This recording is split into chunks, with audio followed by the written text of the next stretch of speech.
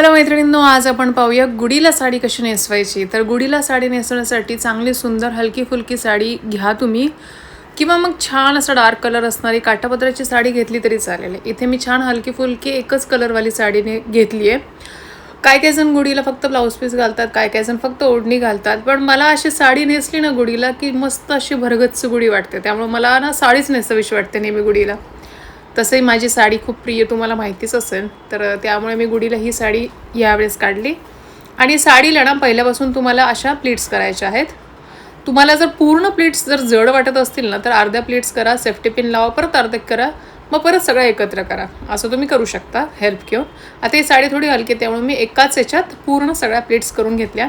त्या प्लीट्स व्यवस्थित लावणं हे फार महत्त्वाचं आहे आणि आपल्याला असं करून गुढी उभा राहायची आहे।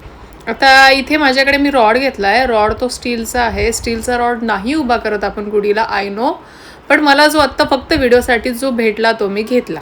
ओके, आता तुम्हाला मी साडी कशी नेसायची तेच दाखवणार आहे। प्लीट्स करून घेतल्या आणि ना आपण फोल्ड केला, साडीला फोल्ड केलं। कशा पद्धतीने फोल्ड केलं की वरती पण निऱ्या दिसतील, छोट्या आणि मोठ्या अशा निऱ्यांमध्ये आपण फोल्ड केलं।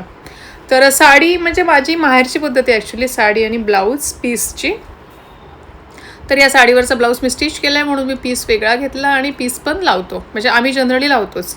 आणि सासरी माझ्या ब्लाऊज पीस लावलं तरी चालतो, पण मलाच इतकी सवय लागली ना साडी आणि ब्लाऊज पीसची, त्यामुळे अशी भरगच्च गुढी वाटते। त्यामुळे मग मी दोन्ही घेतलं आणि दोन्ही मी गुढीला नेहमी घालते।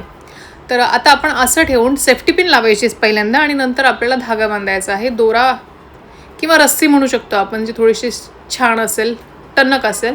रस्सी आपण याला प्लस जो तांब्या असतो त्यालाही बांधतो आपण, पण मी तांब्याला नाही बांधली, कारण तांब्या याच्यात गेल्यावर ना आपसुकच तो गच्च बसतो।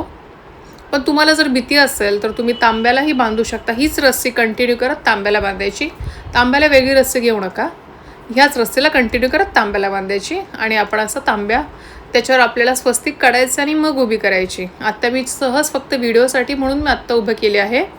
याच्यावर छान स्वस्तिक काढायची, गुढीचा हार जो साखरेचा असतो तो घालायचा, आपल्या लिंबाचा पाला आणि फुलांचा हार हे सगळं घालून आपल्याला आपली गुढी मस्त सजवायची आहे।